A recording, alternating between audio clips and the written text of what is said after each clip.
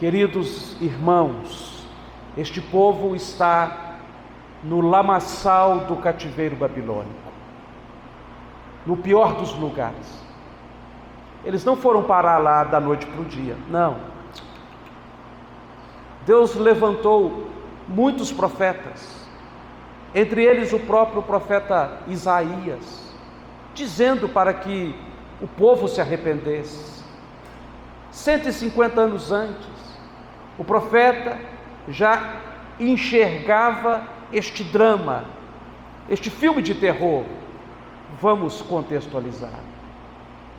Então Deus levantou o profeta Jeremias, cerca de 50, 40 anos antes do próprio evento, o dia em que os sírios, o dia em que a Babilônia invadiu a nação santa e trouxe grande prejuízo, com mortes, fomes, raptos, estupros, sequestros, destruiu os muros, derribou o templo, trouxe grande miséria em todos os aspectos daquela nação que era a menina dos olhos do Senhor.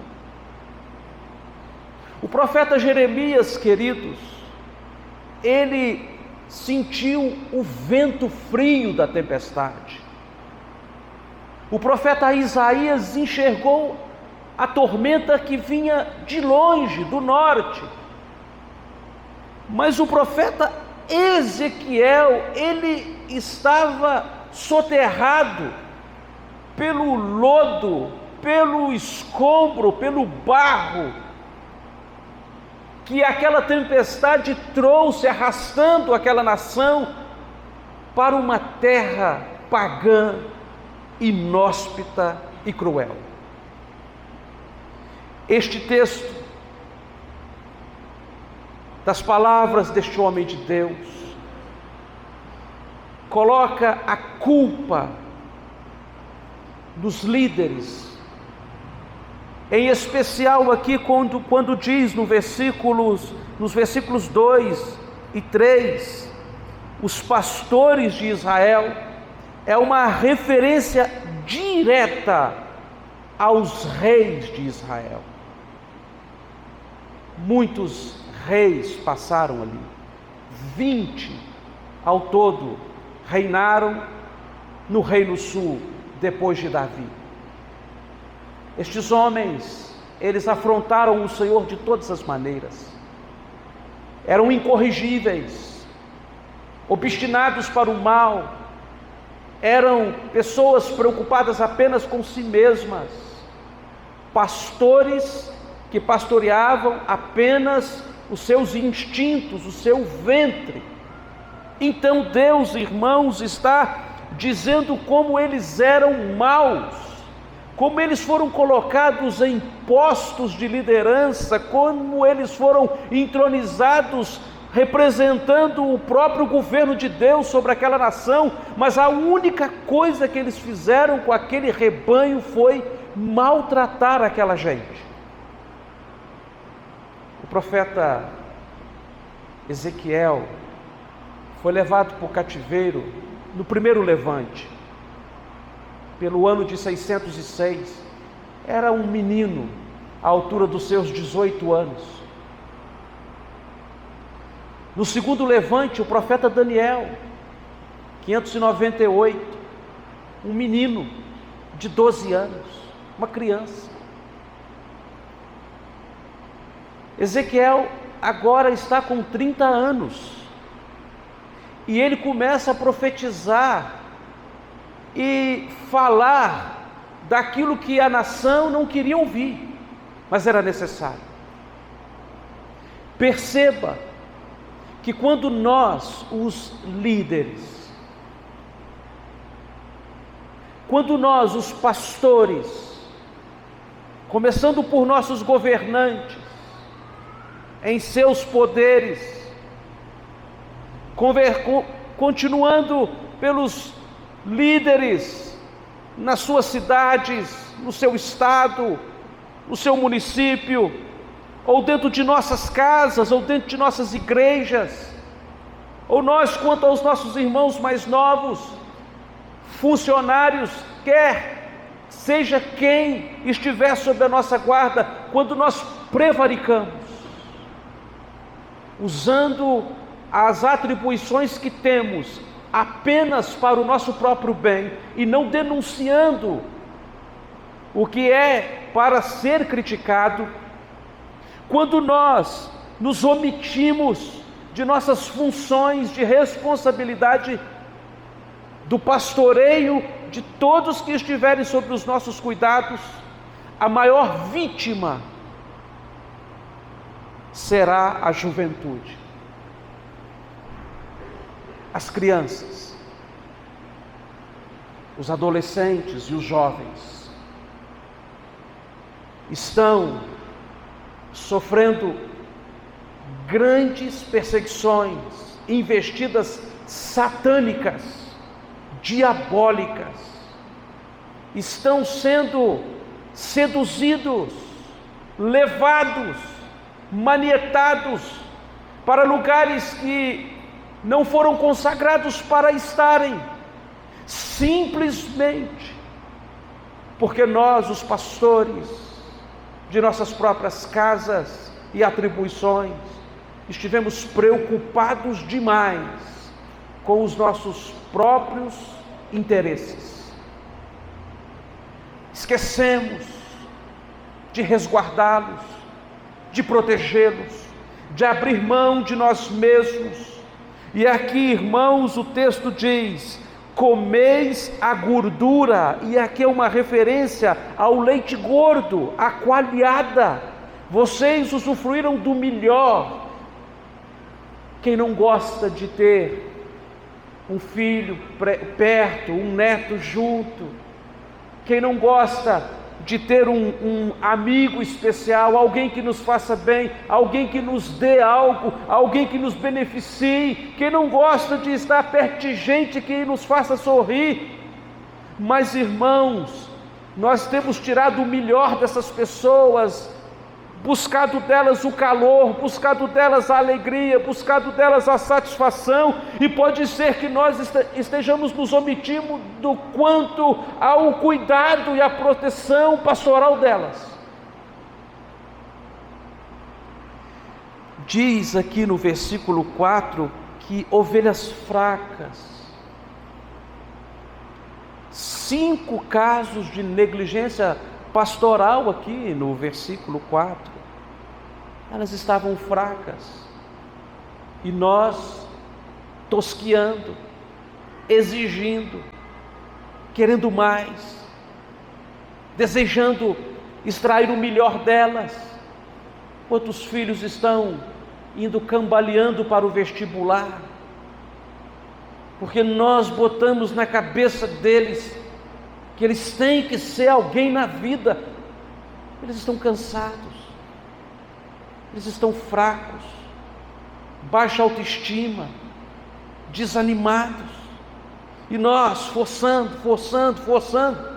Não há problema algum em se fazer um vestibular, não há problema algum em se querer um bom emprego, não há um problema algum em você exigir que o seu filho estude. Não é disso que eu estou falando. O que eu estou dizendo é que às vezes nós só temos exigido isso deles. Estão fracos e sendo sobrecarregados. Quantas famílias adoecidas, ovelhas doentes, de longe você percebe o fundo dos olhos,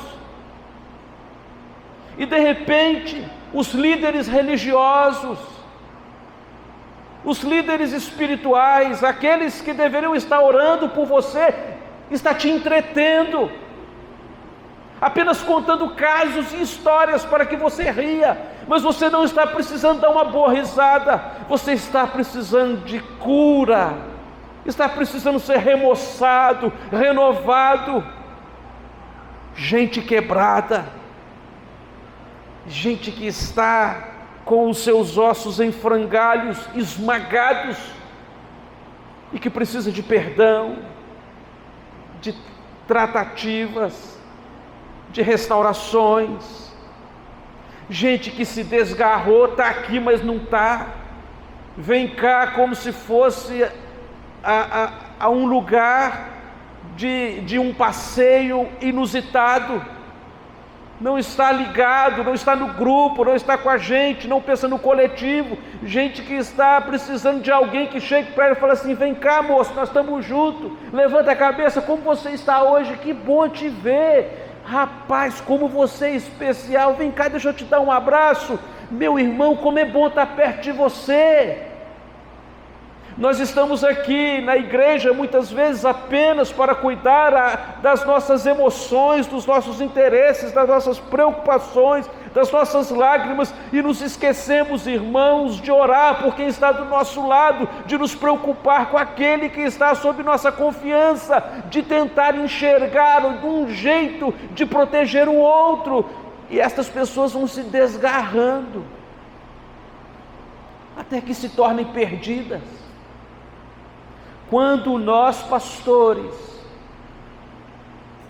ou pais ou mães, ou governantes, ou professores, ou qualquer autoridade pública, perde o Senhor de vista, e começamos a ser o próprio Senhor que precisamos cultuar e alimentar, quando o nosso Deus se torna o nosso próprio ventre, ou o nosso próprio interesse, os nossos próprios instintos, quem paga caro por isso são os adolescentes, as crianças e os jovens.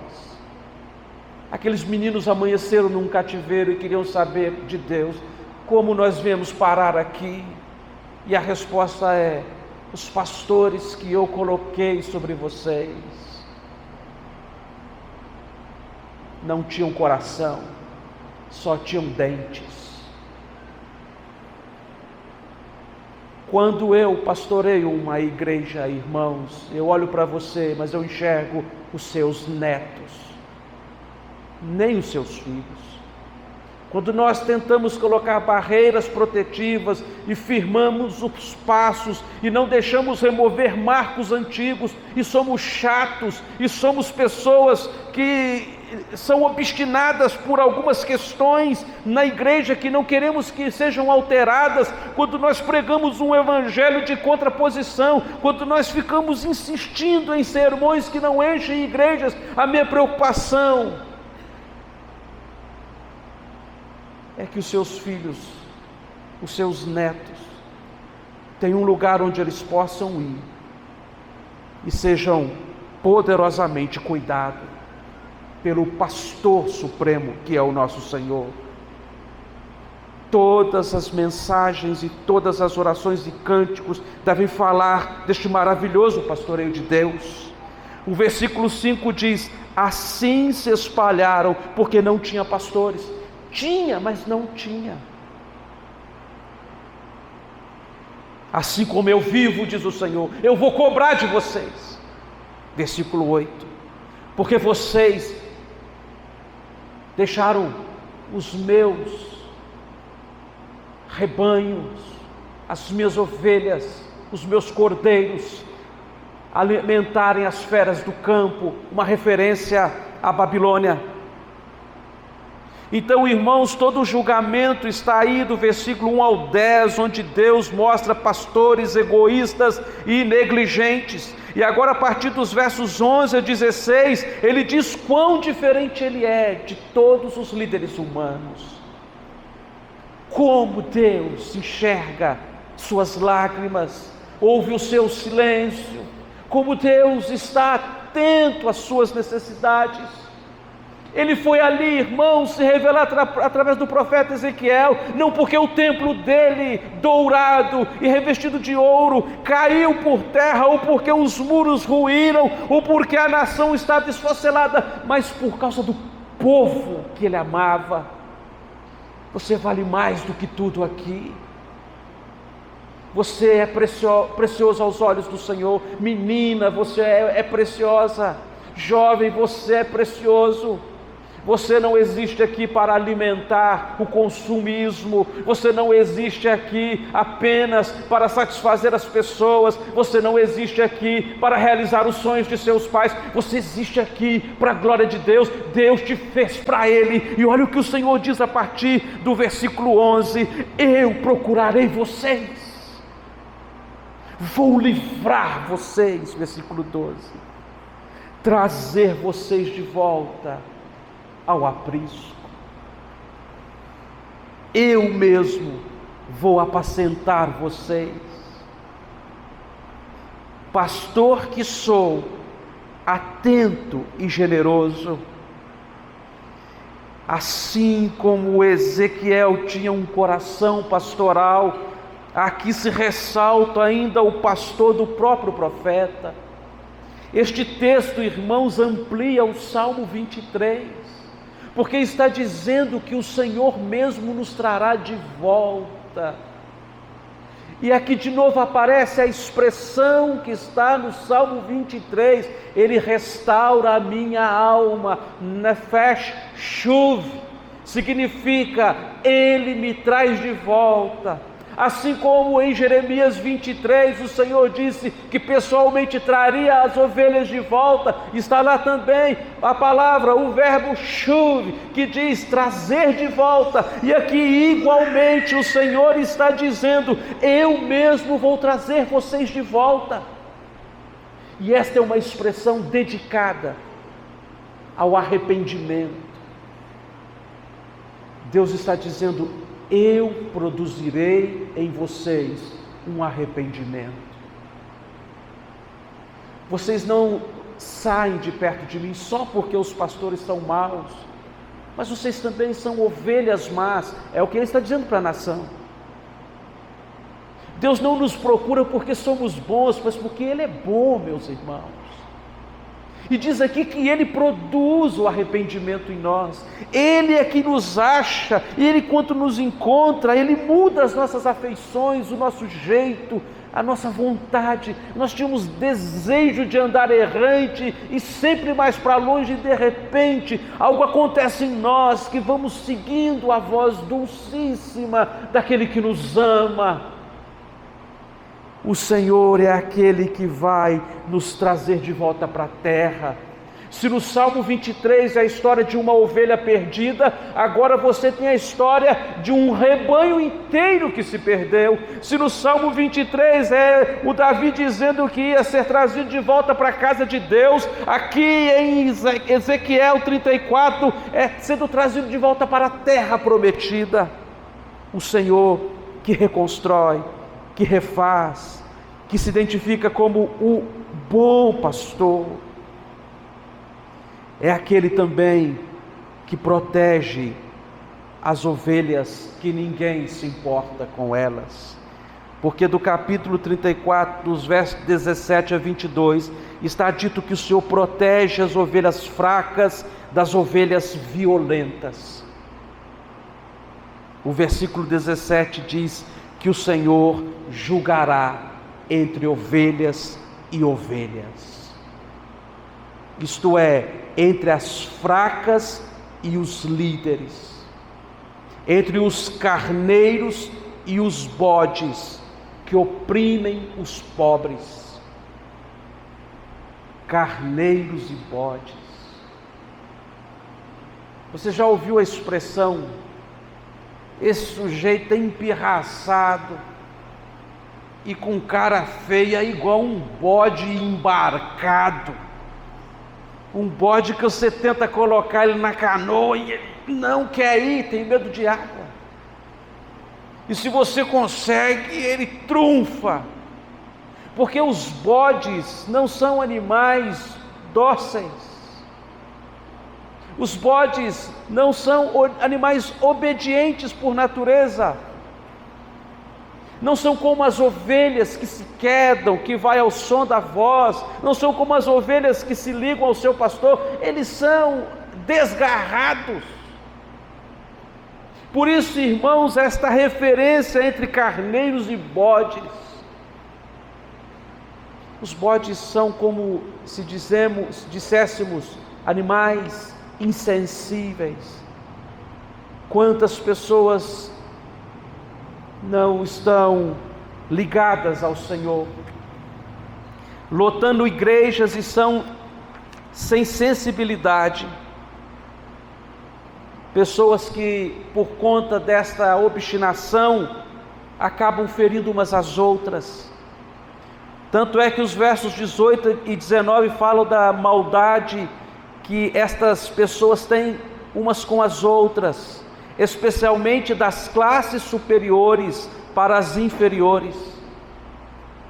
Este texto, irmãos, não foi escrito apenas para ressaltar o quanto os nossos líderes podem prejudicar as nossas vidas, o quanto nós, como pais, podemos afetar as nossas famílias, mas esse texto foi escrito para nos lembrar que nada muda o que Deus escreveu por você e por mim, porque o versículo de número 26 diz assim, veja comigo, versículo 25, estamos concluindo. Farei com elas aliança de paz e acabarei com as bestas feras da terra. Seguras habitarão no deserto e dormirão nos bosques em paz. Delas e dos lugares ao redor do meu outeiro eu farei bênçãos. Farei descer a chuva a seu tempo, serão chuvas de bênçãos. Há algumas palavras para chuva, irmãos, no hebraico. A palavra yore, chuva precoce, que surge sem que fosse planejada. Malcoche, chuva da primavera. E tem a expressão geshem, que é uma expressão corriqueira para chuva, mas a palavra aqui é matar. Uma chuva que cai como a de ontem que caiu aqui. Pesadas chuvas de inverno que caem nos meados de dezembro até março. Um aguaceiro, uma tromba d'água, e Deus está falando assim: você que está no deserto, eu vou derramar uma tromba d'água de bênção sobre você, um dilúvio da minha graça, do meu amor, dos meus cuidados, da minha atenção. Você que está aí nesta terra erma, neste lugar de abandono, você que se sente despastoreado, desprezado, você que não se sente tão amado, eu vou te inundar com o meu amor. E no versículo 31 diz assim, o porquê disso tudo: porque vós sois as minhas ovelhas, ovelhas do meu pasto. Vocês são homens, mas eu sou o vosso Deus, diz o Senhor Deus. Não por menos, Apocalipse termina falando do pastoreio do Senhor. Então ouvi grande voz vinda do trono, dizendo: eis o tabernáculo de Deus com os homens. Deus habitará com eles, eles serão povo de Deus. E Deus mesmo estará com eles, e lhes enxugará dos olhos toda lágrima, e a morte já não existirá, já não haverá luto, nem pranto, nem dor, porque as primeiras coisas passaram. E aquele que está sentado no trono diz: eis que faço novas todas as coisas, e acrescentou: escreve, porque estas palavras são fiéis e verdadeiras. O Senhor está te procurando, ovelha querida. 1 centímetro é longe demais. Ele está me caçando aqui nesta noite, operando em mim um desejo de estar mais perto dele, realizando no meu coração o bom senso de cuidar de vocês e de vocês cuidarem uns dos outros, nos alertando quanto às responsabilidades e a diligência de não abandonarmos os nossos postos, de cuidarmos de gente que está fraca aqui dentro, de gente que está quebrada, de gente que está doente, de gente que está desgarrada, de gente que está perdida. Nós somos as ovelhas do pastoreio de Deus. Ele tem cuidado de nós e Ele não desiste de você e de mim. Não importa quão longe os nossos pecados tenham nos levado, o amor de Deus sempre nos arrastará para o centro do perdão dEle e remoçará a nossa vida, reconduzirá os nossos passos, mudará a nossa sorte e derramará sobre nós torrentes de bênçãos. Confie no Senhor e veremos tudo isto, porque Ele está aqui, o nosso Supremo Pastor.